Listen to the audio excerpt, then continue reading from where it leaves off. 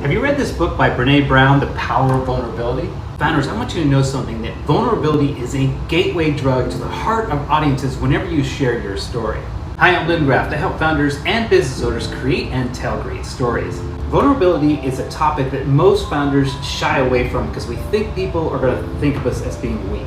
New York Times bestseller Brené Brown, and author of the book The Power of Vulnerability, explains it best when she says this: to be vulnerable is to risk being wounded, not just emotionally, but being subject to criticism, moral scrutiny, or to temptation, as in a point of weakness. But what Brené Brown's research has found, and what I have discovered after filming founders over the last 18 years, we're talking 1,000 over that time frame, is that vulnerability is this fast-track method to reach your audience on an emotional and powerful level. People want to hear about our failures or even our weaknesses because it makes us accessible on this human level and build an emotional connection that is difficult to build elsewise. This makes us relatable to the audience. It starts building this bridge of trust. And when you're trying to sell something or pitch something, you want your story to connect on the emotional level via that bridge. And that's the thing that makes us all human and connects all of us. What you can do is you can transform this personal tragedy, this setback, or maybe this massive mistake that you made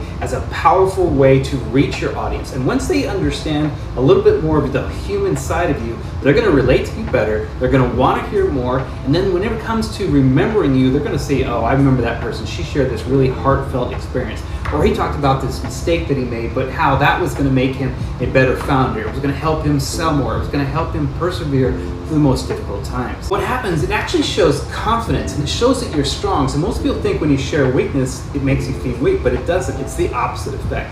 So once you're able to make that connection, build that relationship with that target audience, they're going to want to know more. So be real, go deep, and be vulnerable. After all, Brené Brown says, what makes you vulnerable makes you beautiful.